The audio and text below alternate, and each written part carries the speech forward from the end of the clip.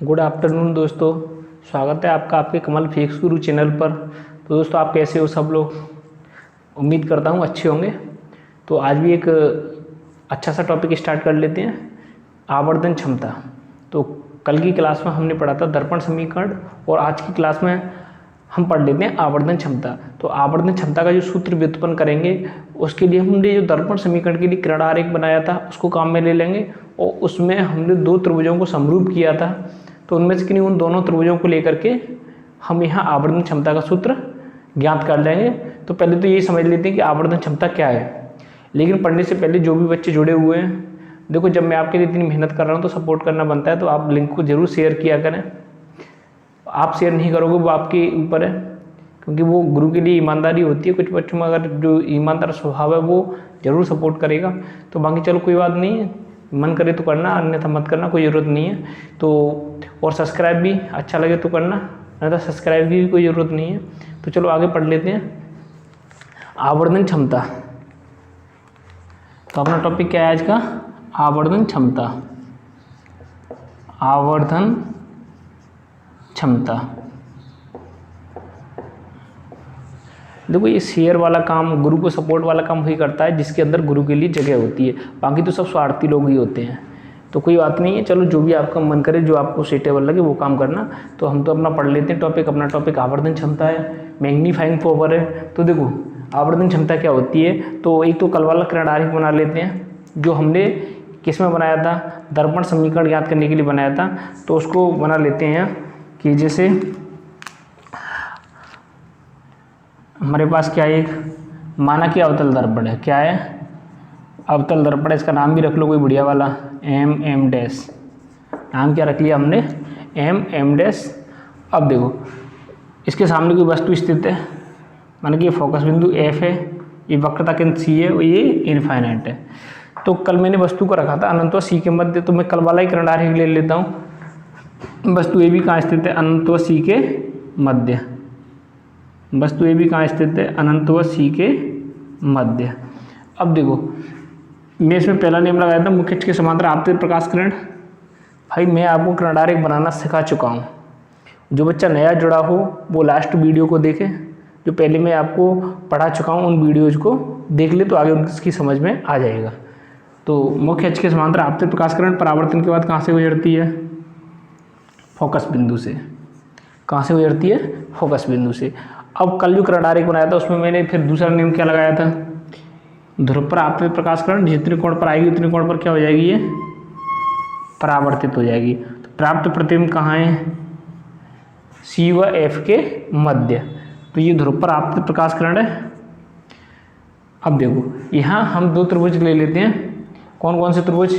A B P, और यहाँ इसका भी नाम दे देते हैं बी डैश ए डैश। तो बी डैश ए डैश पी। यहाँ मैं दो त्रिभुज काम में लूँगा। देखो कौन कौन से। ये वाली इमेज देखना, इसमें कहाँ है?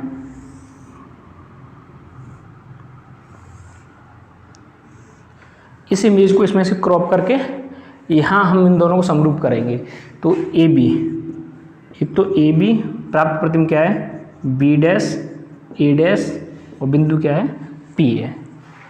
तो ये इमेज अपने माइंड में क्रॉप कर लो। देखो ये इमेज उसमें कहाँ है, और जिस बच्चे ने कल क्लास ली होगी उसकी समझ में आ गया होगा कि ये कौन सी। ऐसे देखो एक तो ये वाला त्रिभुज है और एक ये वाला त्रिभुज है। अब इस किरण आरेख की सहायता से हम आवर्धन क्षमता पढ़ेंगे। तो अब समझ लेते हैं कि आवर्धन क्षमता क्या है। तो आवर्धन क्षमता क्या है? आवर्धन क्षमता बड़े या छोटे होने की क्षमता। आवर्धित मतलब तो बड़ा ही होता है, तो वैसे बड़े होने की क्षमता। तो प्रतिबिंब बिंब के सापेक्ष कैसा है? प्रतिबिंब बिंब के सापेक्ष कैसा है? यदि जितना बड़ा होगा आवर्धन क्षमता उतनी ज़्यादा होगी। आवर्धन का मतलब बड़े से होता है। जो प्रतिबिंब है यदि बिंब से बड़ा है और जितना बड़ा होगा उतनी आवर्धन क्षमता ज़्यादा होगी। इसका मतलब सीधा सीधा ये हो गया कि प्रतिबिंब की ऊंचाई ले लें और बिंब की ऊंचाई ले लें। अब दोनों का अनुपात कर लें तो हमें ये पता चल जाएगा कि प्रतिबिंब बिंब से कितना ऊंचा है या प्रतिबिंब बिंब से कितना बड़ा है। तो ये बात समझ में आ गई कि नहीं?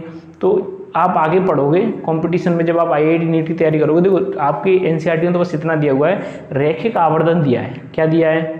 रैखिक आवर्धन। तो ध्यान रखना आवर्धन 3 प्रकार का होगा, क्षेत्रीय आवर्धन भी होगा, आयतन आवर्धन भी होगा, ठीक है। तो क्योंकि जब क्षेत्रफल भी तो बड़ा होता है, यदि कोई वस्तु तो उसका क्षेत्रफल भी होगा, तो जब उसका प्रतिबिंब प्राप्त हुआ है तो उसके क्षेत्रफल में भी तो वृद्धि होती है। लेकिन ये टॉपिक आपके नहीं है, यहाँ केवल रैखिक आवर्धन दिया है, तो मैं आपको फिलहाल रैखिक आवर्धन पर चर्चा करूंगा। तो जो आवर्धन होता है वो 3 प्रकार का होता है, ठीक है, तो वो आप आगे पढ़ लोगे। तो यहाँ मैं बात कर रहा हूँ रैखिक आवर्धन की, तो यहाँ केवल ऊंचाई की बात करूंगा। रैखिक मतलब ऊंचाई में परिवर्तन देखेंगे, जो हमें प्राप्त प्रतिबिंब है उसकी ऊंचाई और बिंब की ऊंचाई का अनुपात क्या होगा, रैखिक आवर्धन होगा। तो यहाँ अपना टॉपिक क्या है, आवर्धन क्षमता। मैं यहाँ कौन से आवर्धन की बात कर रहा हूँ, मैं रैखिक आवर्धन की बात कर रहा हूँ, ठीक है, ये बात याद रखनी है। आवर्धन कौन सा है, रैखिक आवर्धन है। तो आवर्धन क्षमता को m से व्यक्त करेंगे, किससे व्यक्त करेंगे, m से। m इक्वल क्या होगा, आवर्धन क्षमता m इक्वल क्या होगा, प्रतिबिंब की ऊंचाई बटे बिंब की ऊंचाई। तो प्रतिबिंब की ऊंचाई, प्रतिबिंब की ऊंचाई, प्रतिबिंब की ऊंचाई बटे बिंब की ऊंचाई, बिंब की ऊंचाई। क्योंकि मैं यहाँ केवल रैखिक आवर्धन की बात कर रहा हूँ, न कि क्षेत्रीय आवर्धन की, ठीक है। तो वो जो अन्य आवर्धन हैं तो उनको हम आगे पढ़ेंगे, आपके में जो है बस केवल उतना ही बता रहा हूँ आपको। तो प्रतिबिंब की ऊंचाई, प्रतिबिंब की ऊंचाई को मैंने किससे व्यक्त किया था इससे पहले, h डैश से। तो यहाँ मैं क्या लिख देता हूँ, h डैश, और यहाँ क्या लिख देता हूँ, h। तो ये क्या हो गया, रैखिक आवर्धन का सूत्र हो गया, प्रतिबिंब की ऊंचाई बटे बिंब की ऊंचाई। क्योंकि रैखिक आवर्धन में एक विमा होगी, तो हमने ऊंचाई ऊंचाई ले ली। क्षेत्रीय आवर्धन में 2 विमा होंगी, लंबाई और चौड़ाई, या आप ऊंचाई कह सकते हो ऊंचाई और चौड़ाई, इस प्रकार से कह लो, तो वहाँ क्षेत्रीय आवर्धन होगा, ठीक है। तो इस प्रकार से अब देखो आवर्धन क्षमता में क्या है, प्रतिबिंब की ऊंचाई बटे बिंब की ऊंचाई। तो इसका मतलब तो ये हो गया कि जब हम इसको परिभाषित करेंगे तो कैसे परिभाषित करेंगे, कोई भी गोली दर्पण है, कोई भी गोली दर्पण है, चाहे वो उत्तल हो चाहे अवतल हो, तो किसी भी गोली दर्पण द्वारा प्राप्त प्रतिबिंब, प्राप्त प्रतिबिंब की ऊंचाई तथा बिंब की ऊंचाई का अनुपात रैखिक आवर्धन कहलाता है, या रैखिक आवर्धन क्षमता कहलाती है। ये बात समझ में आ गई कि नहीं। अब आगे बात कर लेते हैं इस किरण आरेख की सहायता से। भाई हमने ये भी तो काम में लिया है, तो इसका भी तो कुछ करेंगे। तो यहाँ से हम ले लेते हैं कि ये दोनों समरूप हैं, ये दोनों त्रिभुज कैसे हैं, समरूप। क्यों है, क्योंकि ये कोण 90 है और ये भी कोण कैसा है, 90 है। ये देखो, ये जो नियम हमने पढ़ा था कि जब ध्रुव पर कोई प्रकाश किरण आपतित होती है, जब कोई प्रकाश किरण किस पर आपतित हो जाए, ध्रुव पर, तो जितने कोण पर आएगी उतने कोण पर क्या हो जाएगी, I इक्वल R। जितने कोण पर आएगी उतने कोण पर क्या हो जाएगी, परावर्तित हो जाएगी। तो यहाँ ये दोनों कोण बराबर हो गए, ये दोनों कोण बराबर हो गए, तो डबल ए नियम से, आपने समरूपता नियम पढ़े होंगे, तो उसमें एक डबल ए रूल है, 2 कोण यदि बराबर होते हैं तो उनकी संगत भुजाएं समानुपाती होती हैं, अर्थात वो त्रिभुज कैसे होते हैं, समरूप होते हैं। और सर्वांग सम त्रिभुज, समरूप त्रिभुज आपने खूब पढ़े होंगे। सर्वांग सम में सभी भुजाएं समान होती हैं और कोण भी समान होते हैं, मतलब बराबर होते हैं। और समरूप में क्या होता है कि कोण तो सभी बराबर होंगे लेकिन भुजाएं समानुपाती होती हैं, ठीक है, ये उनमें डिफरेंट होता है। तो अब देखो नेक्स्ट बात कर लेते हैं कि इन दोनों को हमने क्या किया है, समरूप, तो इनकी भुजाओं को किस में रखेंगे हम, समान अनुपात में। तो इनकी भुजाओं को समान अनुपात में रख लो। तो m इक्वल, देखो यहाँ से ए बी अपॉन इसके अनुपात में इसको रख लेंगे, या फिर ए डैश बी डैश को ऊपर रख लो। आप कैसे भी कर सकते हो, जैसे ए डैश बी डैश को आप पहले रख लो फिर इसको रखेंगे, तो संगत भुजाओं को समान अनुपात में रखते हैं। तो ए डैश बी डैश हमने रख लिया बटे ए बी, फिर हम क्या रखेंगे, बी डैश पी बटे बी पी। अगर आप इसको ए बी को पहले रखोगे तो ए बी बटे बी डैश ए डैश, फिर हम इसको लेंगे बी पी बटे बी पी बटे बी डैश पी लेंगे। तो संगत भुजाएं रखेंगे। आप चाहे तो पहले इस त्रिभुज की ले लो ऊपर और फिर नीचे इस त्रिभुज की, तो इस प्रकार से ले सकते हो या कैसे भी कर लो, ठीक है। तो मैं ऐसे ही ले लेता हूँ, ए बी बटे A dash B dash, A B बटे A dash B dash equal क्या होगा बताओ, इसकी इस भुजा को ले लेता हूँ बी पी, बी पी बटे B dash P, B dash P। अब देखो आप इसको भी उल्टा कर सकते हो, इसको भी ऐसे उल्टा कर सकते हो, कर सकते हैं कि नहीं। अब ये भी चिन्ह परिपाटी से, किससे बात कर लेते हैं, चिन्ह परिपाटी से।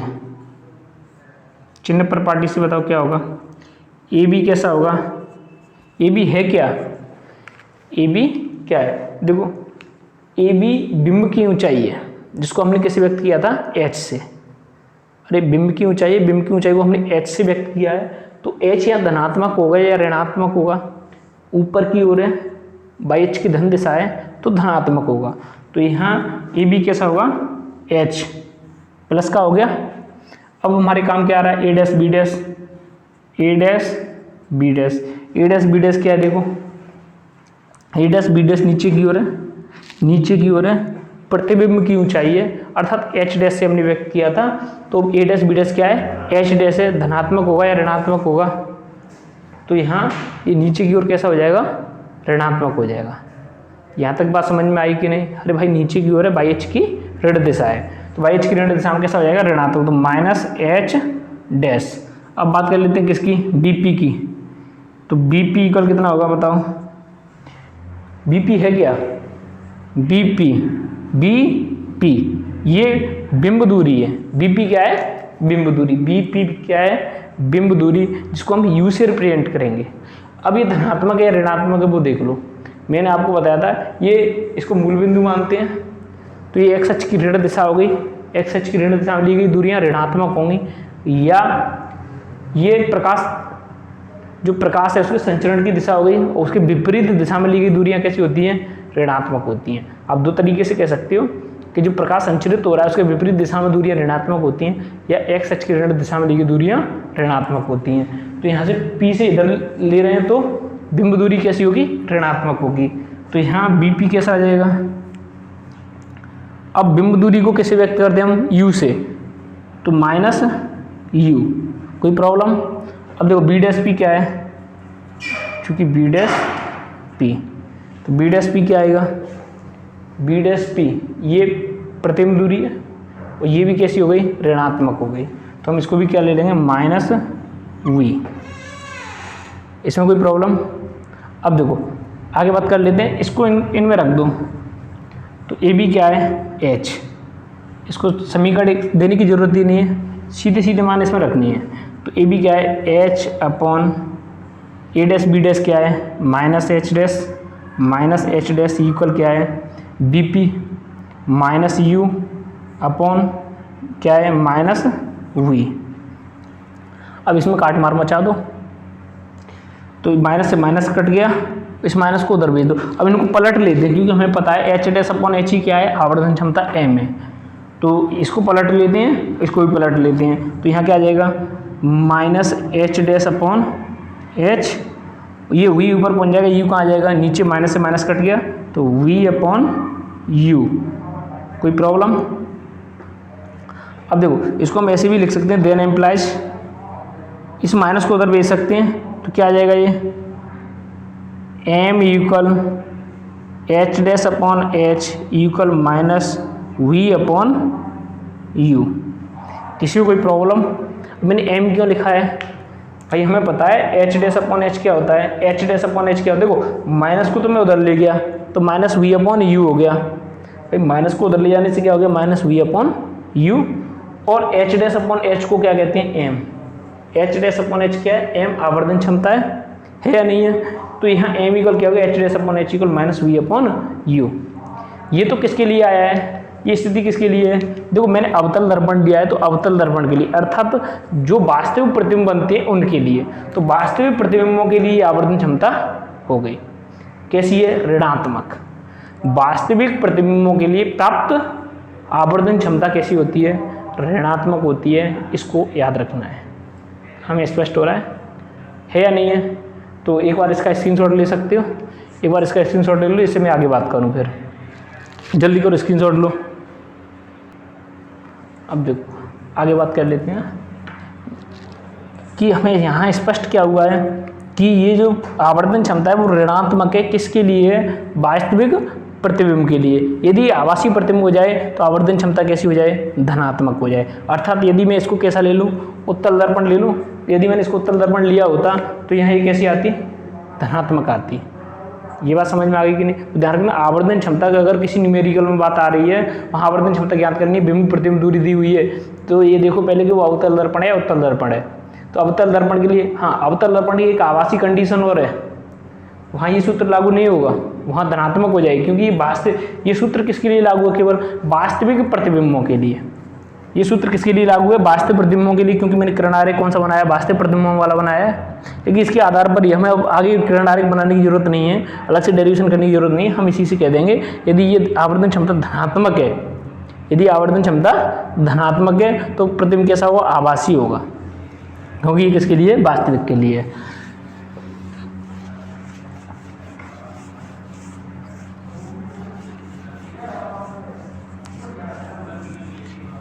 तो यहाँ कुछ पॉइंट नोट कर लेना, इससे जो निष्कर्ष निकल रहे हैं उनको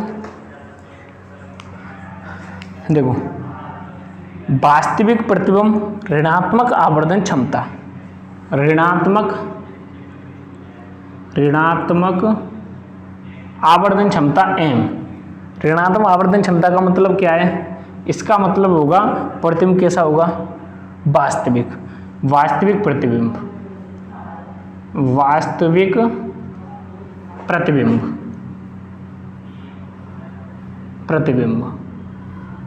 यदि बात की जाए धनात्मक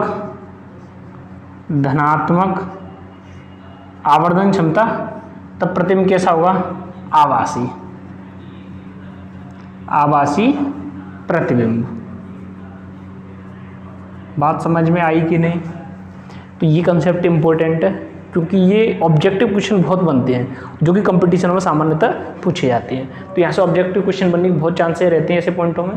तो ऋणात्मक आवर्धन क्षमता है तो वास्तविक प्रतिबिंब के लिए, और धनात्मक आवर्धन क्षमता है तो वो आभासी प्रतिबिंब के लिए। अब किरण आरेख आपने बनाए, सभी प्रतिबिंबों के बारे में आपको जानकारी है कि अवतल दर्पण द्वारा प्रतिबिंब निर्माण जब हमने पढ़ा था तो इसकी एक स्पेशल कंडीशन थी, एफ व पी के मध्य वस्तु स्थित हो तब प्राप्त प्रतिबिंब आभासी हो। तो उसके लिए तो ये सूत्र लागू नहीं होगा अवतल दर्पण के लिए, बाकी अवतल दर्पण की सभी कंडीशन के लिए ये सूत्र लागू हो जाएगा।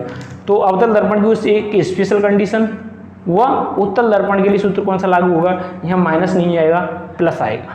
ठीक है, अब आगे बात कर लेते हैं कि अगर आवर्धन क्षमता का मान 1 है तब बिंब प्रतिबिंब की ऊंचाई क्या होगी, या 1 से ज़्यादा है या 1 से कम है तब बिंब प्रतिबिंब की ऊंचाई क्या होगी। तो उस पर हम तुलनात्मक अध्ययन कर लेते हैं कि जैसे माना कि मॉड m, मैं मॉड m इसलिए लिख रहा हूँ क्योंकि ये धनात्मक ऋणात्मक दोनों हो सकती हैं। तो मॉड m इक्वल कितना है 1, मॉड m इक्वल कितना है 1, तो ये कब आएगा, मॉड m इक्वल 1 है तो ये कब आएगा, जब h डैश इक्वल h, इससे ये कट गई तो क्या आ गया 1 आ गया। इसका मतलब h डैश इक्वल h, ये कब होगा, ये कब संभव है, h डैश इक्वल h होने पर संभव है, तो इसे कट गया तो 1 आ गया। इसका मतलब बिंब प्रतिबिंब की ऊंचाई कैसी है, समान है। यही तो मतलब हो गया h डैश इक्वल h, इसका मतलब यही तो है, क्योंकि जब दोनों समान होंगे तो इसे कट जाएगा तो मॉड m क्या आ जाएगा 1 आ जाएगा। मॉड में इसलिए करूँ माइनस प्लस हो सकती है आवर्धन क्षमता। तो अब बात की जाए बिंब प्रतिबिंब की दूरी, तो ये बिंब प्रतिबिंब की ऊंचाई कौन सी स्थिति में समान होती है, किरण आरेखों की सहायता से बताओ आप। अवतल दर्पण के लिए बात करें तो जब वस्तु वक्रता केंद्र पर स्थित हो तब बिंब की ऊंचाई तथा प्रतिबिंब की ऊंचाई कैसी होती है, समान। तो वहाँ आवर्धन क्षमता कैसी प्राप्त होती है, 1 प्राप्त होती है। ये बात क्लियर है। अब इसका मतलब जहाँ h डैश इक्वल h है तो हाँ बिंब कहाँ है, वक्रता केंद्र पर, प्रतिबिंब कहाँ है, वक्रता केंद्र पर, मतलब बिंब दूरी बराबर प्रतिबिंब दूरी। तो इस कंडीशन में देखो एक तो क्वांटिटी हो गया, एक पॉइंट हो जाएगा v इक्वल u। इसमें कोई प्रॉब्लम भाई, इसमें कोई प्रॉब्लम हो तो बताओ। ये हाईलाइट पॉइंट हो गया। अगर आवर्धन क्षमता का मान 1 है, मॉड m इक्वल क्या है 1, तब h डैश इक्वल h होगा और v v बराबर होगा किसके, u के। बिंब दूरी प्रतिबिंब दूरी कैसी होंगी, बराबर होंगी। इसमें से ऑब्जेक्टिव क्वेश्चन बहुत बनते हैं, बहुत चांस रहते हैं। ठीक है, तो ये बिल्कुल एक ही कंसेप्ट क्लियर करके चलना है। मैं आपको इसलिए बड़े धीरे धीरे से पढ़ा रहा हूँ कि कहीं ऐसा नहीं हो। और फिर भी अगर आपकी समझ में कोई पॉइंट नहीं आता है तो एक बार वीडियो को रिपीट करके देख लिया करो। कुछ बच्चे कहते हैं सर ये वाला पॉइंट समझ में नहीं आया, चलो ठीक है, अच्छी बात है, मैं इसको दोबारा बता दूंगा, लेकिन एक बार आप भी थोड़ा कष्ट कर लिया करो कि उस वीडियो को दोबारा रिपीट करके देख लिया करो, ठीक है। तो ये बात क्लियर है। अब मैं बात करूं मॉड एम का आवर्धन क्षमता का मान 1 से ज़्यादा हो तो कब ज़्यादा आएगा, बताओ जल्दी। Mod M is greater than 1, mod M is greater than 1 तो ये कब आएगा? एच डैश का मान एच से ज़्यादा होगा भाई, एच डैश का मान एच से ज़्यादा होगा, अर्थात प्रतिबिंब की ऊंचाई बिंब से ज़्यादा होगी। तो ये कब पॉसिबल है? H dash is greater then H, कब पॉसिबल है? H dash is greater then H, तब इस स्थिति में अब एक बात बताओ, ये प्रतिबिंब बड़ा बन रहा है किससे? बिंब से। तो मैंने आपको एक ट्रिक बताई थी, उस ट्रिक को मैं एक बार फिर से रिपीट कर देता हूँ कि जैसे मैंने एक लेंस की सहायता से समझाई थी, एक लेंस लिया था, क्योंकि उत्तल लेंस द्वारा प्राप्त प्रतिबिंब और अवतल दर्पण द्वारा प्राप्त प्रतिबिंब की जो स्थितियाँ होती हैं, मैं स्थिति की बात कर रहा हूँ, सेम होती हैं, ठीक है। तो यहाँ यहाँ 2f लेते हैं, दर्पण में c लेते हैं, तो यहाँ स्थिति इनफाइनाइट। हाँ, कुछ बच्चों ने पूछा भी था कि सर ये वाली ट्रिक समझ में नहीं आई, तो उस वीडियो को रिपीट करके देख सकते हो ना। तो ये वाली ट्रिक जिसकी समझ में नहीं आई तो वो उस वीडियो को एक बार रिपीट करके देखे, फिर मुझसे पूछे, फिर मैं दोबारा बताऊंगा। हाँ, रितु ने पूछा था तो उसको एक बार दोबारा से देखे। तो यहाँ क्या है, f 2f और इनफाइनाइट। तो यहाँ क्या मैंने बताया था, 1 2 3 1 2 3, इस प्रकार से ट्रिक बताई थी। तो मैंने आपको बताया था कि यहाँ प्राप्त प्रतिबिंब कैसे होंगे, बराबर, यहाँ कैसे होंगे, बराबर, आगे आने पर कैसे होंगे, बड़े, और पीछे आने पर कैसे होंगे, छोटे। हम जितने पीछे जाएंगे उतना प्रतिबिंब कैसे होते जाएंगे, छोटे होते जाएंगे। अर्थात जब हम आगे आते जा रहे हैं, आगे आने का मतलब बिंब दूरी कम हो रही है, तो हम आगे आ रहे हैं तो प्रतिबिंब कैसे हो रहे हैं, बड़े हो रहे हैं। तो C से जब आगे आ गए, यहाँ 2f C एक ही है, ठीक है। तो C से जब हम आगे आ गए तो आगे आने का मतलब प्रतिबिंब का बढ़ना, h डैश का मान अधिक है कब, जब हम और आगे आ गए तब। तो यहाँ हमें पता है कि आवर्धन क्षमता h डैश का मान अधिक हो रहा है, h डैश का मान अधिक हो रहा है किसके सापेक्ष, h के सापेक्ष। तो वो कब हो रहा है, जब हम दो मतलब C से आगे आ रहे हैं। तो C से आगे आ रहे हैं मतलब बिंब दूरी कम हो रही है और प्रतिबिंब दूरी बढ़ रही है। तो यहाँ निष्कर्ष क्या आया, यहाँ निष्कर्ष क्या आ गया बताओ, कि जो V है, V तो बढ़ रही है और U क्या हो रहा है, कम हो रहा है।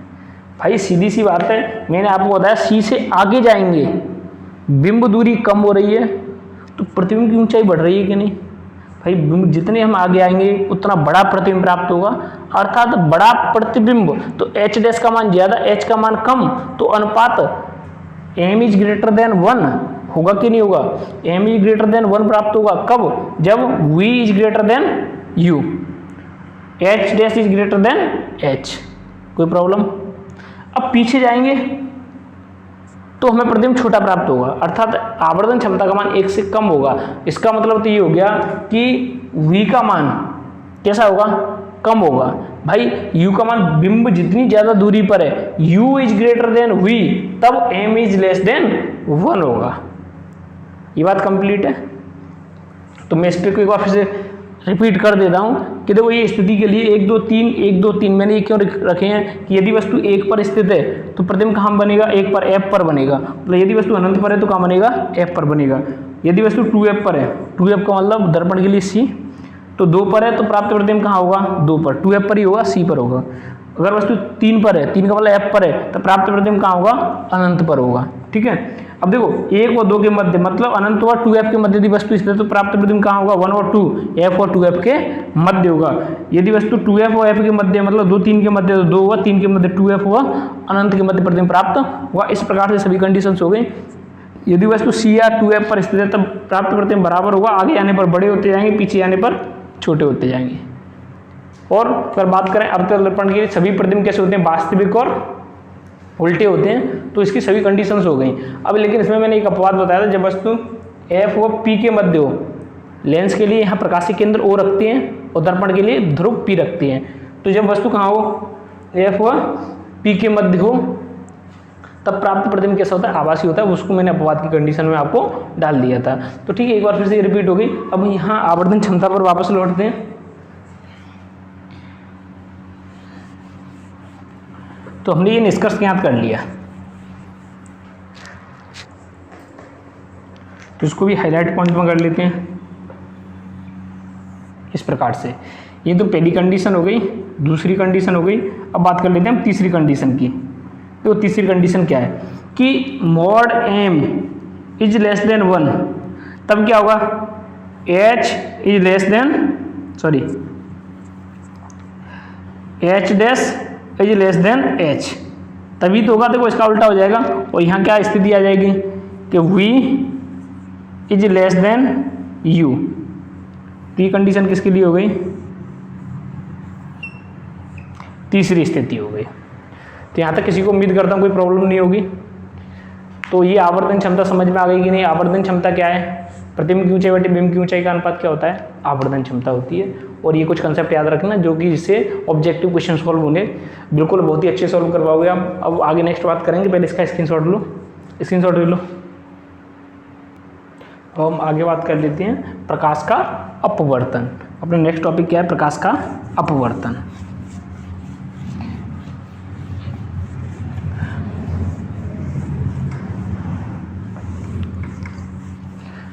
तो धीरे धीरे आपकी ऑप्टिक्स स्टार्ट हो रही है, आपकी प्रकाश की फिजिक्स की स्टार्टिंग मान लो आप कहोगे सर इतने दिन से क्या पढ़ रहे थे, बेसिक चीज़ें पढ़ रहे थे। तो देखो प्रकाश का अपवर्तन, यहाँ भी ये भी आप बेसिक ही कह सकते हो। अपवर्तन आपने पढ़ा है, 10th क्लास की बात है।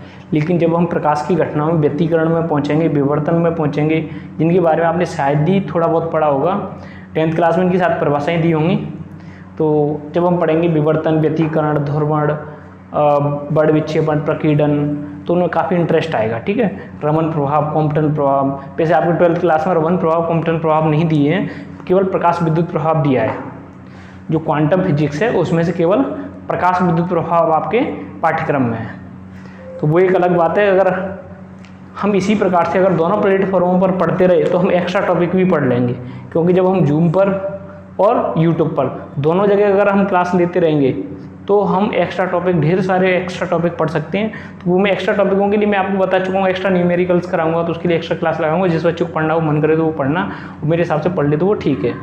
तो ये तो अपना पाठ्यक्रम ही चलेगा यहाँ तो, और फिर जब भी एक्स्ट्रा क्लासेज होंगी तो मैं आपको बता दूंगा। ठीक है, तो अब आगे बात कर लेते हैं प्रकाश का अपवर्तन।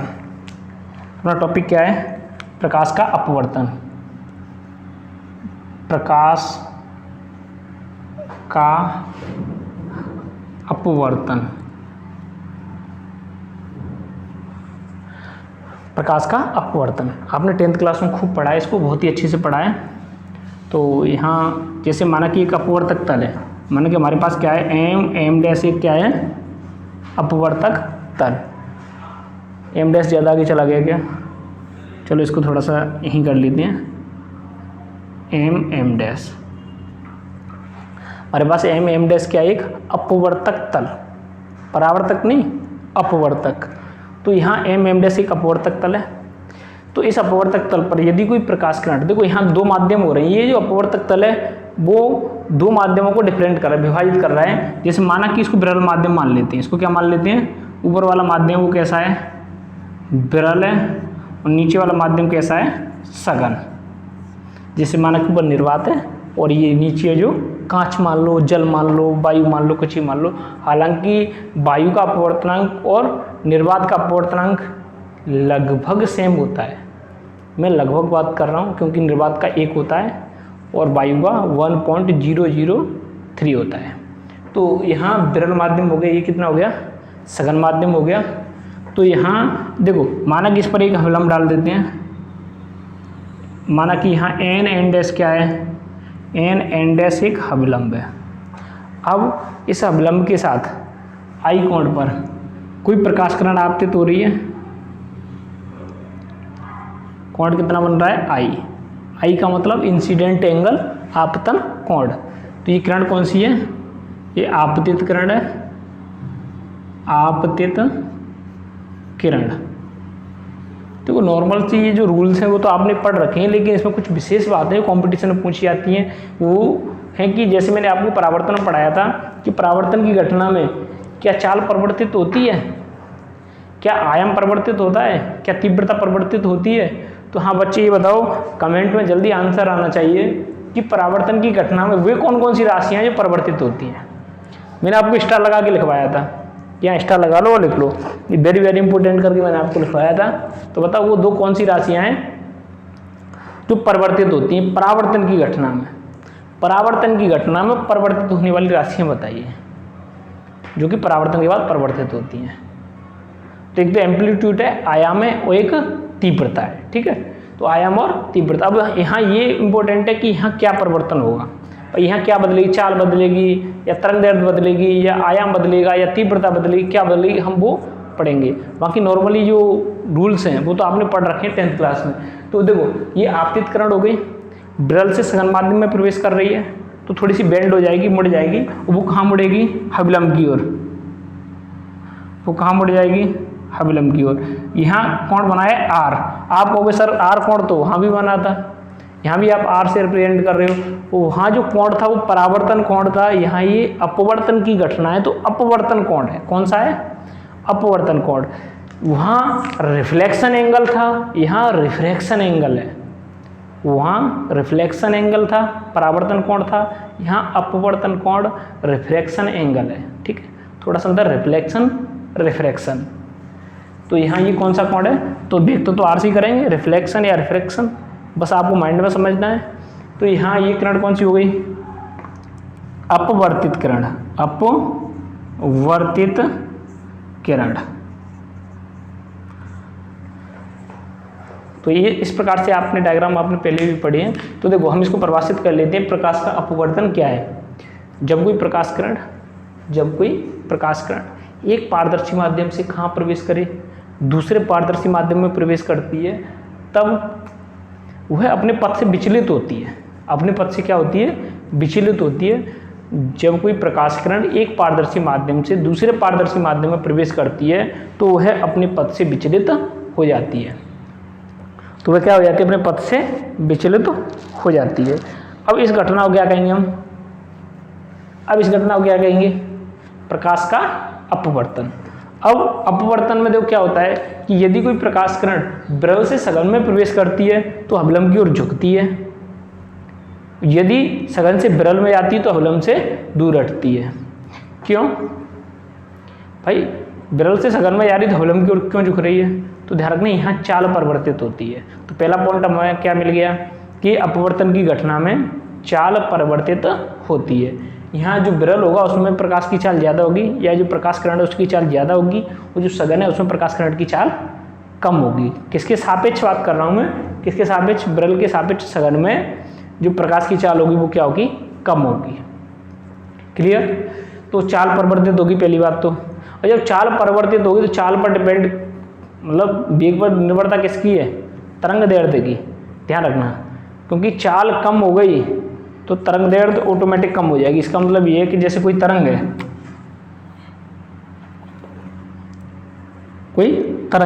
तो यहाँ तरंग पहले तो स्पीड में चल रही है ऐसे करके, अब फिर चाल परिवर्तित हो गई तो वो कैसे हो जाएगी, होगी कि नहीं होगी भाई, इसकी चाल परिवर्तित हो गई। पहले तो यहाँ से स्पीड में गई, अब चाल परिवर्तित होगी तो वो ऐसे हो जाएगी, होगी कि नहीं होगी। तो यहाँ वेवलेंथ देखो, उच्चिष्ट से उच्चिष्ट के मध्य की दूरी लैम्डा, और यहाँ लैम्डा देखो कैसा है, कम है।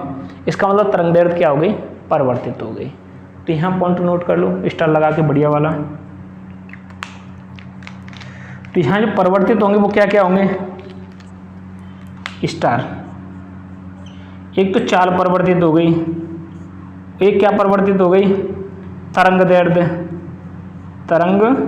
दैर्ध्य, और एक क्या परिवर्तित हो जाएगा, देखो तरंग दैर्ध्य बदल गई, अलग अलग रंगों की तरंग दैर्ध्य अलग अलग होती है कि नहीं। लाल रंग की तरंग दैर्ध्य अलग अलग, जैसे लाल की अलग है, अन्य रंगों की तरंग दैर्ध्य के आधार पर जब हम इसको व्यवस्थित करते हैं तो आपने पढ़ा हुआ 6Bg और वोलेट, इंडिगो, इस प्रकार से जो क्रम पढ़ा है 6Bg और 6Bg और का मतलब ये होता है, आप अपने हिसाब से ट्रिक याद रखे होंगे कोई भी, 6Bg और ये मैंने तो ऐसे याद किया, बाकी आपका सिस्टम होगा आपने कैसे याद किया होगा इसको।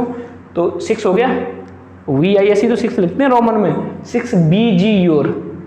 तो यहाँ ये जो क्रम है किसके आधार पर है, तरंग दैर्ध्य के बढ़ते हुए क्रम के आधार पर है। ये जो क्रम लगा हुआ है बढ़ते हुए तरंग दैर्ध्य के आधार पर है। इसका मतलब अलग अलग रंगों की तरंग दैर्ध्य कैसी होती है, अलग अलग होती है। तो एक बात बताओ, जब तरंग दैर्ध्य बदल गई तो प्रकाश का रंग भी बदल जाएगा, प्रकाश का रंग भी बदल जाएगा। तो यहाँ क्या बदल गया, रंग। ये राशियाँ कैसी हैं, परिवर्तित। अब दिखने में तो सबसे बड़ा कंफ्यूजन ये है कि यहाँ दिखने में ऐसा लग रहा है कि आवृत्ति परिवर्तित हुई है, आवृत्ति क्या हुई है, परिवर्तित। देखो आप कहोगे कि यहाँ दोलन कम हो रहे हैं, यहाँ दोलन ज़्यादा हो रहे हैं। कहीं आवृत्ति क्या है, प्रति सेकंड दोलनों की संख्या। भाई आवृत्ति क्या है, प्रति सेकंड दोलनों की संख्या। तो आप कह रहे हो, आप कहोगे कि पहला माध्यम विरल है तो वहाँ दोलन कम हो रहे हैं, और दूसरा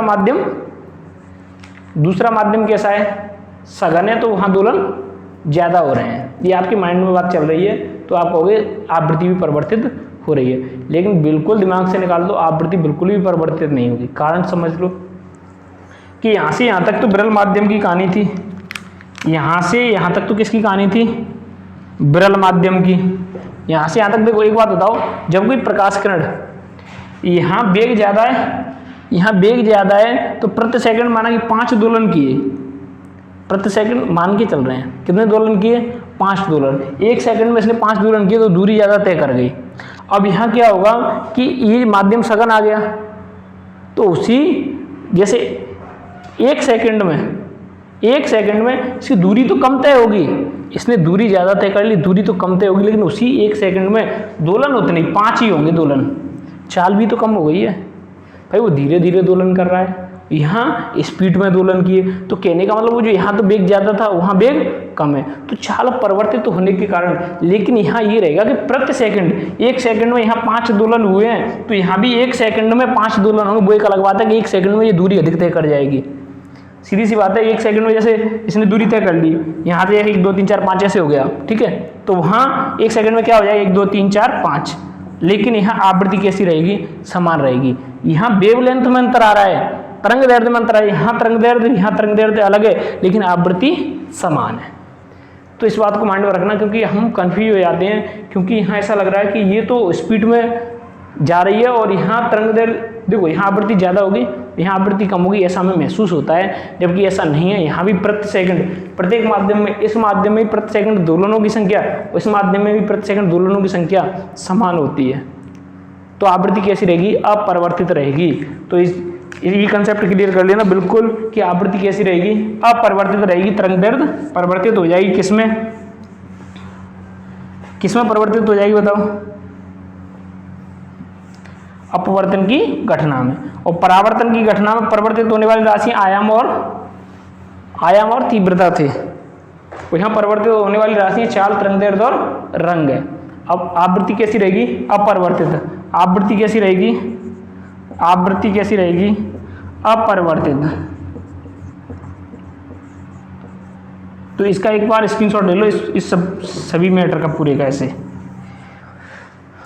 तो अपरिवर्तित आवृत्ति रहेगी और परिवर्तित चाल और तरंग दैर्ध्य रहेंगे। अब देखो, अब आगे बात कर लेते हैं इसके नियमों की, अपवर्तन के नियम, प्रकाश के अपवर्तन के नियम। देखो आपने पढ़े हैं 2 नियम है। कितने नियम है, 2 नियम। पहला नियम, आपतित प्रकाशकण, अपवर्तित प्रकाशकण तथा अभिलंब तीनों एक ही तल में स्थित होते हैं। एक तो आपतित प्रकाशकण, अपवर्तित प्रकाशकण तथा अभिलंब तीनों एक ही तल में होते हैं। तो पहला नियम क्या है, बताओ, आपतित प्रकाशकण। पहला पॉइंट, आपतित किरण, अपवर्तित किरण, वहाँ परावर्तित कहते थे इसको, यहाँ क्या कहेंगे, अपवर्तित किरण, क्योंकि घटना किसकी है, अपवर्तन की। अपवर्तित किरण तथा हविलंब तीनों एक ही तल में होती हैं। तीनों किस में होंगे, तीनों एक ही तल में स्थित होते हैं, तल में स्थित होते हैं, स्थित होते हैं। अब ये समझ लेते हैं कि ये नियम हमने वहाँ भी पढ़ा था परावर्तन की घटना में। परावर्तन की घटना में आपतित किरण, परावर्तित किरण तथा हविलंब तीनों एक ही तल में होते हैं, और यहाँ आपतित किरण, अपवर्तित किरण तथा हविलंब तीनों एक ही तल में होते हैं। तो आपने कहीं माइंड में ये तो नहीं बिठा लिया कि ये प्रकाश किरण इस जैसे यहाँ आई और ये ऐसे मुड़ गई, तो एक तल और दो तल, इसका तल परिवर्तित हो गया। भाई आप कहीं ये तो नहीं सोच रहे, क्योंकि मैं अपने हिसाब से बता रहा हूँ, मैं जब पहले 10th क्लास में पढ़ता था तब मैं यही सोचता था कि अपवर्तन परावर्तन की घटना दोनों तल एक ही तल में कैसे हो गए, एक तो तल ये हो गया, एक तल ये हो गया। तो बाद में जब हमने समतल पढ़े 11th में, तब हमें पता चला कि ये तल तो एक ही है। ठीक है, तो आप भी इस कन्फ्यूजन को निकाल देना, अगर हो तो अच्छी बात है, नहीं हो तो।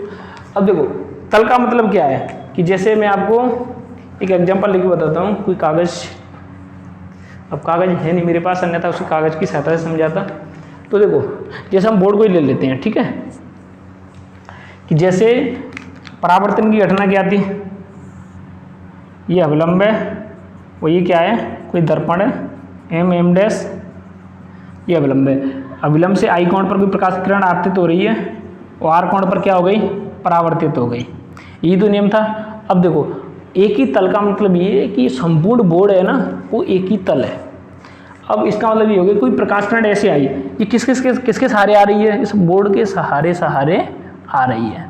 तो तल है एक, तो बोर्ड के सहारे आ रही है, और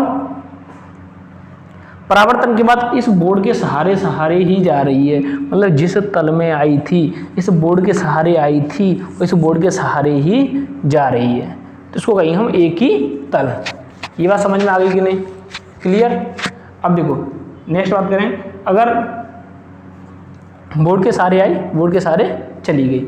अब यहाँ भी देखो कि प्रकाश किरण किसके सहारे आई, बोर्ड के सहारे आई, अपवर्तित भी कहाँ हुई, बोर्ड के सहारे। तो इसको हम क्या कहेंगे कि उसी तल में है, और एक ही तल में है या नहीं है। और ऐसे यहाँ बात करें तो अगर ये प्रकाश किरण ऐसे आई और ये ऐसे बोर्ड से ऐसे बाहर की ओर आ जाती या बोर्ड के अंदर की ओर चली जाती, तो तल परिवर्तित हो जाता। तो क्या हो जाता, तल परिवर्तित। तो यहाँ तक आप इस पर विचार कर लो, तब तक पसीना पहुँच लो, विचार करो इस पर जल्दी।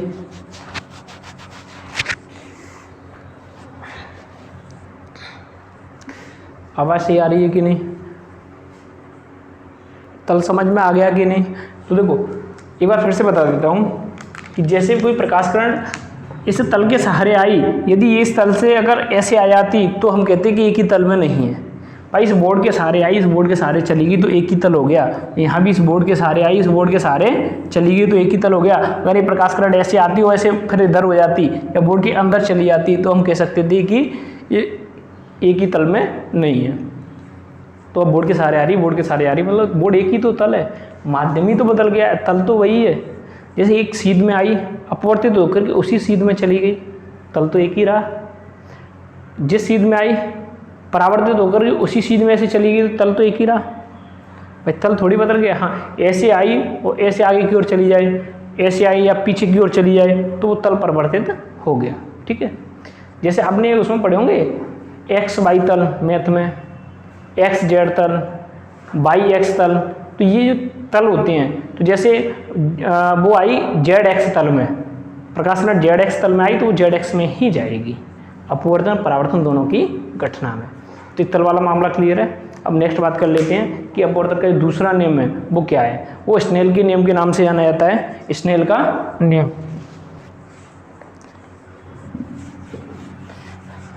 तो दूसरा क्या है, स्नेल का नियम।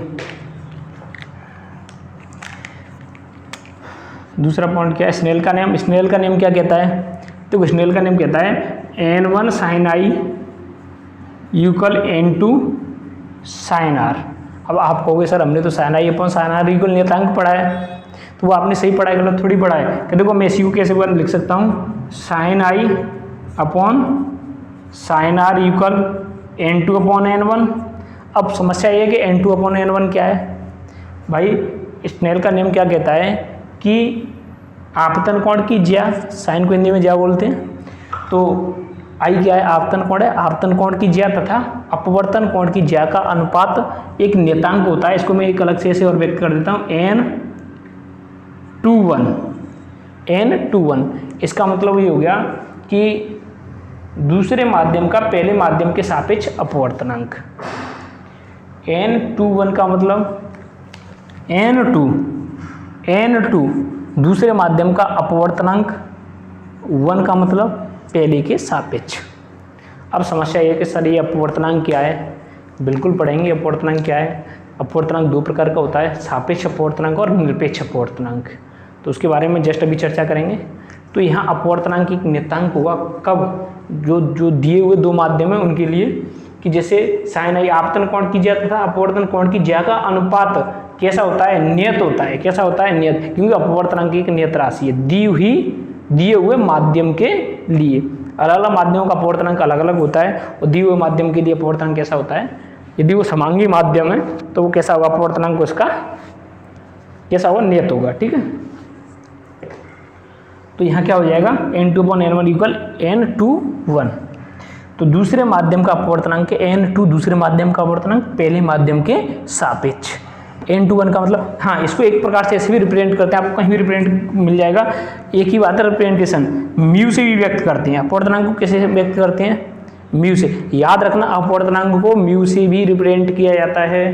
तो 2 1 लिखेंगे इसको ऐसे, म्यू एक तरफ 2 लिख दिया एक तरफ 1 लिख दिया, इसका मतलब है दूसरे माध्यम का अपवर्तनांक पहले माध्यम के सापेक्ष, दूसरे माध्यम का अपवर्तनांक पहले माध्यम के सापेक्ष। या आप अपनी लैंग्वेज ऐसे कह सकते हो, पहले यहाँ यदि आपने ऐसे लगाया, यहाँ 1 कर दो, इसको 2 कर दो, वो अपने ऊपर है, हमने उसको रिप्रेजेंट किया, उसको हम क्या कह रहे हैं। तो जैसे पहले माध्यम के सापेक्ष दूसरे माध्यम का अपवर्तनांक की हो जाएगा, इसको भी आप ऐसे कर सकते हो, N12 पहले माध्यम के सापेक्ष दूसरे माध्यम का अपवर्तनांक। भाई वो अपने ऊपर है, हमने उसका रिप्रेजेंटेशन कैसे दिया है। ठीक है, बाकी आप कहोगे नहीं सर ये तो ऐसे हुआ, भाई वो हमारे ऊपर है, मैं कह रहा हूँ कि वो हमारे ऊपर है कि हमने उसको कैसे रिप्रेजेंटेशन दिया है। हम तो ये कहेंगे पहले माध्यम के सापेक्ष दूसरे माध्यम का अपवर्तनांक, पर लेकिन इसी बात को लेकर के पूरे चैप्टर में कहनी है। ये कहेगा तो आपने ये कह दिया दूसरे माध्यम के सापेक्ष पहले माध्यम का अपवर्तनांक, इसको कह दिया, या फिर कह दिया पहले माध्यम के सापेक्ष दूसरे माध्यम का अपवर्तनांक, इसी को आप उल्टा सीधा लेके चल रहे हो, कहीं तो कुछ ले लिया कहीं कुछ ले लिया, तो मामला गड़बड़ है। पूरे चैप्टर में जहाँ अपवर्तनांक आए तो एक ही कॉन्सेप्ट लेके चलना है, एक ही रिप्रेजेंटेशन लेके चलना है, वो आप कुछ भी लेके चल सकते हो। तो यहाँ तक बात समझ में आ गई कि नहीं, ये क्या है, एक नियतांक है। तो आप इसका स्क्रीनशॉट ले लो। तो यहाँ तक समझ में आ गया। देखो अब मैं इस पूरे चैप्टर में मैं रिप्रेजेंटेशन लेके चलूँगा कैसे, N21। तो इसका अर्थ मैं निकालूंगा कि दूसरे माध्यम का पहले माध्यम के सापेक्ष अपवर्तनांक। ठीक है, मेरा पूरे चैप्टर में क्या क्लू रहेगा कि N21, तो मैं कहूँगा इसको दूसरे माध्यम का पहले माध्यम के सापेक्ष अपवर्तनांक। ठीक है, आप इसको मैंने अभी जस्ट बताया है कि म्यू से भी रिप्रेजेंट कर सकते हैं, तो यहाँ μ21 ऐसे, मतलब दूसरे माध्यम का पहले माध्यम के सापेक्ष अपवर्तनांक। अब देखो अब आगे बात कर लेते हैं। तो यहाँ मेन पॉइंट क्या है, हमारे फोकस पॉइंट क्या है, एक तो अपवर्तन की घटना में क्या कौन कौन सी राशियाँ परिवर्तित होती हैं, तो चाल है, तरंगदैर्ध्य और प्रकाश का रंग है, ये राशियाँ परिवर्तित होती हैं, और आवृत्ति अपरिवर्तित रहती है, विशेष फोकस पॉइंट है। तो आवृत्ति कैसी रहती है, अपरिवर्तित रहती है। और ये इसके दो नियम हो गए, एक तो एक ही तल में होती हैं, आपतित प्रकाश किरण, अपवर्तित प्रकाश किरण और हबलम, तीनों एक ही तल में होते हैं। और दूसरा नियम क्या है, इसको स्नेल का नियम कहते हैं। क्या कहते हैं इसको, स्नेल का नियम, स्नेल नियम। इसको थोड़ा सा ऊपर कर देता हूँ। दूसरा पॉइंट क्या है, स्नेल नियम, ये स्नेल नियम के नाम से भी जाना जाता है। तो स्नेल का नियम क्या है, आपतन कोण की ज्या तथा अपवर्तन कोण की ज्या का अनुपात कैसा होता है, एक नियतांक होता है। क्या होता है, एक नियतांक होता है, क्योंकि यहाँ ये अपवर्तनांक है और ये N1 पहले माध्यम का अपवर्तनांक है, N2 दूसरे माध्यम का अपवर्तनांक है। तो यहाँ पहले माध्यम के सापेक्ष दूसरे माध्यम का अपवर्तनांक है, जिसको मैंने रिप्रेजेंट किया है n21, दूसरे माध्यम का पहले माध्यम के सापेक्ष अपवर्तनांक। तो अब चर्चा कर लेते हैं कि अपवर्तनांक क्या है, तो ये समझना जरूरी है। तो देखो अपवर्तनांक दो प्रकार का होता है, मैं इसको मिटा देता हूँ। अपवर्तनांक कितने प्रकार का है? दो प्रकार का। एक तो निरपेक्ष अपवर्तनांक। कैसा अपवर्तनांक? निरपेक्ष। एक होगा सापेक्ष अपवर्तनांक। निरपेक्ष तो आप समझते हो, स्वतंत्र है वो, निरपेक्ष है, ठीक है। एक होगा सापेक्ष। तो देखो निरपेक्ष अपवर्तनांक का मतलब क्या है? जैसे माना कि मैंने निरपेक्ष अपवर्तनांक को n से व्यक्त किया। किससे व्यक्त किया? निरपेक्ष अपवर्तनांक। निरपेक्ष अपवर्तनांक।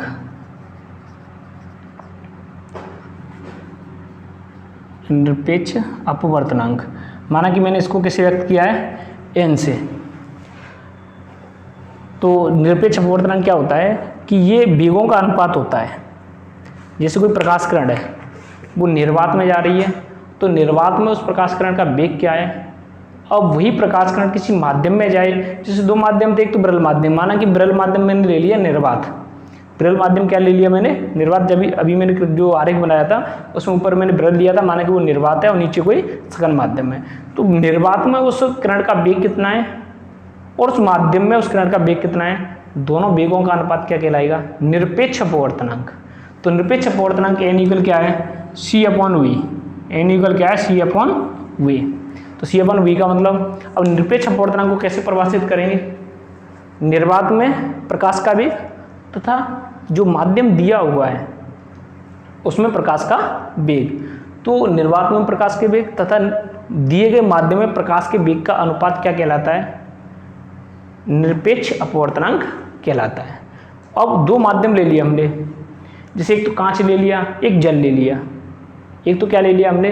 कांच ले लिया, और एक क्या ले लिया हमने? जल ले लिया, ठीक है। तो कांच हम देखेंगे कि निर्वात में प्रकाश का वेग हमें पता है 3 × 10⁸ होता है मीटर प्रति सेकंड। तो हमें निर्वात में प्रकाश का वेग पता है, और हम देखेंगे कि उस जल में प्रकाश का वेग कितना है और कांच में प्रकाश का वेग कितना है। तो जैसे हमने निर्वात में प्रकाश का वेग ले लिया और नीचे रख लिया कांच में प्रकाश का वेग, तो उससे जो अनुपात आएगा वो क्या हो जाएगा? निरपेक्ष अपवर्तनांक। इसी प्रकार से हमने कांच के लिए निकाला, जल के लिए निकाल लिया, तो दो अलग अलग अपवर्तनांक हो गए। तो जैसे ये तो माना कि एक तो n1 हो गया, क्या हो गया? n1 c/v1, मतलब ये कोई अलग माध्यम है। माना कि ये जल के लिए हो गया, ये किसके लिए हो गया? जल के लिए हो गया। अब कांच के लिए बात करें तो n2, माना कि कांच के लिए क्या हो जाएगा? कांच में वेग अलग होगा, v2 होगा कि नहीं होगा? प्रकाश का वेग कांच में अलग होगा, v2। तो हमारे पास दो निरपेक्ष अपवर्तनांक हैं। कैसे हैं? एक ये तो किसके लिए? जल के लिए। ये किसके लिए हो गया? कांच के लिए। ये जल के लिए निरपेक्ष अपवर्तनांक है, ये कांच के लिए निरपेक्ष अपवर्तनांक है। निरपेक्ष अपवर्तनांक समझ में आ गया कि नहीं भाई? अपवर्तनांक क्या है? निरपेक्ष अपवर्तनांक है निर्वात में प्रकाश का वेग तथा माध्यम में प्रकाश के वेग का अनुपात क्या होता है? निरपेक्ष अपवर्तनांक होता है। अब हमने दोनों का अलग अलग निरपेक्ष अपवर्तनांक ले लिया, कांच का और जल का, या कोई भी माध्यम हो, कोई भी दो माध्यमों का हमने निरपेक्ष अपवर्तनांक ले लिया। अब वो माध्यमों का आपस में सापेक्ष बात करें तो भाई मैं कहूँ कि माना कि ये किसके लिए है? जल के लिए। माना कि ये किसके लिए है? माना जल के लिए। जल के लिए। माना कांच के लिए। किसके लिए? माना कांच के लिए। अब बात करें हम कि जल का अपवर्तनांक कांच के सापेक्ष क्या है, तो उसको कहेंगे सापेक्ष अपवर्तनांक। तो सापेक्ष अपवर्तनांक क्या है? किसी भी माध्यम के सापेक्ष दूसरे माध्यम का अपवर्तनांक क्या कहलाता है? सापेक्ष अपवर्तनांक। तो सापेक्ष अपवर्तनांक के लिए जिसके सापेक्ष ज्ञात करते हैं उस राशि को नीचे, और जिसका ज्ञात करते हैं उस राशि को ऊपर। तो जैसे हमें ज्ञात करना है कि कांच का जल के सापेक्ष अपवर्तनांक, कांच का जल के सापेक्ष अपवर्तनांक। तो कांच का जल के सापेक्ष अपवर्तनांक, तो जिसके सापेक्ष ज्ञात करें उसको नीचे रखो और जिसका ज्ञात करेंगे उसको ऊपर रखो। तो माना कि n कांच का जल के सापेक्ष, इसी का तो ज्ञात कर रहे हैं कांच का, तो n2 मतलब कांच का किसके सापेक्ष? जल के सापेक्ष, तो 1 n21 कांच का जल के सापेक्ष अपवर्तनांक क्या हो जाएगा? देखो मैंने कहा जिसके सापेक्ष करते हैं उसको नीचे लाओ और जिसका करते हैं उसको ऊपर लाओ। ये क्या हो गया, सापेक्ष अपवर्तनांक। ये क्या है, सापेक्ष अपवर्तनांक। सापेक्ष अपवर्तनांक। सापेक्ष अपवर्तनांक समझ में आ गया कि नहीं, निरपेक्ष अपवर्तनांक समझ में आ गया कि नहीं। तो सापेक्ष अपवर्तनांक, निरपेक्ष अपवर्तनांक दोनों में अंतर कर सकते हो। निरपेक्ष तो निर्वात में प्रकाश का वेग तथा माध्यम प्रकाश के वेग का अनुपात निरपेक्ष अपवर्तनांक कहलाता है। सापेक्ष अपवर्तनांक कोई भी दिए हुए दो माध्यम है तो दोनों माध्यमों के अपवर्तनांकों का अनुपात सापेक्ष अपवर्तनांक कहलाता है। कोई दिए हुए दो माध्यम है, उनका अपवर्तनांक दिया हुआ है, तो उन दोनों अपवर्तनांकों का अनुपात। अब वो देख लो कि किसके सापेक्ष किसका, जिसके सापेक्ष निकालें उसको नीचे रखेंगे। जैसे मैंने दूसरे माध्यम का पहले माध्यम के सापेक्ष निकाला तो पहले माध्यम नीचे और दूसरा माध्यम ऊपर, तो N2/N1 क्या हो जाएगा, N21 मतलब दूसरे माध्यम का पहले माध्यम के सापेक्ष अपवर्तनांक। तो कोई प्रॉब्लम, जब हमने निरपेक्ष ज्ञात कर लिया तो हम सापेक्ष ज्ञात कर लेंगे। सभी का निरपेक्ष अपवर्तनांक पता हो तो हम उसकी सहायता से सापेक्ष अपवर्तनांक ज्ञात कर लेंगे। तो उम्मीद करता हूँ यहाँ तक कोई प्रॉब्लम नहीं होगी। अब नेक्स्ट बात की जाए कि देखो वेग प्रभावित हो रहा है, वेग क्या हो रहा है, प्रभावित अपवर्तन की घटना में। तो जब अपवर्तन की घटना वेग प्रभावित हो रहा है तो हम इसको देखो और भी संबंध व्युत्पन्न कर लेते हैं इससे।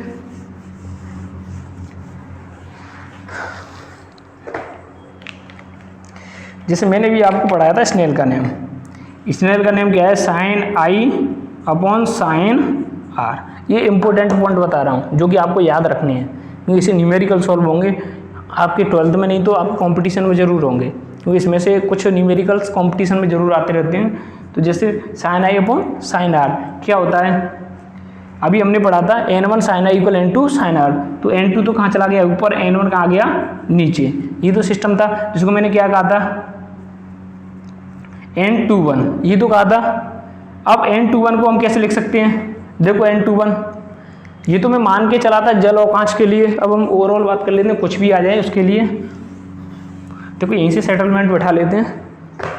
तो N21, तो N2 क्या है, C upon V2 upon C upon V1। तो जब इसको सॉल्व करोगे तो क्या आएगा, देखो V1 तो कहाँ पहुँच गया ऊपर और V2 कहाँ गया नीचे। इसका मतलब हमने एक और निष्कर्ष ज्ञात कर लिया भाई, दोनों के अपवर्तनांक दिए हुए हैं और वेगों में संबंध। जो प्रकाश किरण है दोनों माध्यमों में जो वेग है और दोनों माध्यमों का जो अपवर्तनांक है उसमें हमने एक संबंध स्थापित किया है। N2/N1 इक्वल क्या होता है, V1/V2। अब ध्यान रखना कि जहाँ चाल ज़्यादा है, जहाँ चाल ज़्यादा है, तो जैसे जिस माध्यम में प्रकाश की चाल ज़्यादा है उस माध्यम में तरंग दैर्ध्य कैसी है, ज़्यादा है। भाई प्रकाश की चाल ज़्यादा होने का मतलब मैंने ये बताया था आपको कि जैसे प्रकाश की चाल ज़्यादा है तो तरंग दैर्ध्य कैसी होगी, ज़्यादा होगी। प्रकाश की चाल कम है तो जैसे सघन माध्यम आ गया तो तरंग दैर्ध्य कैसी हो गई, कम हो गई, होगी कि नहीं होगी। तो यहाँ वेवलेंथ कैसी है, ज़्यादा है, चाल ज़्यादा है तो वेवलेंथ ज़्यादा है, यहाँ वेवलेंथ कैसी है, कम है। चाल कम है तो वेवलेंथ कम है, इसका मतलब चाल के समानुपाती तरंग दैर्ध्य। जो लैम्डा है वो चाल की कैसा है, समानुपाती है। अरे यहाँ चाल ज़्यादा है वहाँ तरंग दैर्ध्य ज़्यादा है, जहाँ चाल कम है वहाँ तरंग दैर्ध्य कम है। तो निष्कर्ष हमने क्या ज्ञात किया है, निष्कर्ष हमने ये ज्ञात किया है चूँकि V1 समानुपाती λ1 और V2 समानुपाती λ2 ये होता है। यहाँ तक कोई प्रॉब्लम आपको वहाँ तक दिख नहीं रहा तो थोड़ा सा इसको सेट कर देता हूँ। तो V1 समानुपाती, चूँकि V1 समानुपाती λ1 और λ1 V2 समानुपाती λ2। अब इससे हमारे एक सूत्र आएगा, सभी को एक साथ लिख देता हूँ, वेरी वेरी इंपॉर्टेंट, आपको याद रखना है, हाईलाइट कर लेना। तो sine I upon sine R, sine R, sine I upon sine R equal क्या हो जाएगा, देखो एक तो N2/N1, N2/N1 हो गया, दूसरा क्या आया था V1/V2, तीसरा क्या आया था λ1/λ2। देखो समानुपाती है, V1 के समानुपाती λ1 है, V2 के समानुपाती λ2 है, तो V1 के आगे λ1, V2 के आगे λ2। तो ये वेरी वेरी इंपॉर्टेंट फॉर्मूला है, इसको आप हाईलाइट करके रखना। तो यहाँ तक किसी को कोई प्रॉब्लम हो तो बताओ, मेरे हिसाब से तो आनी नहीं चाहिए।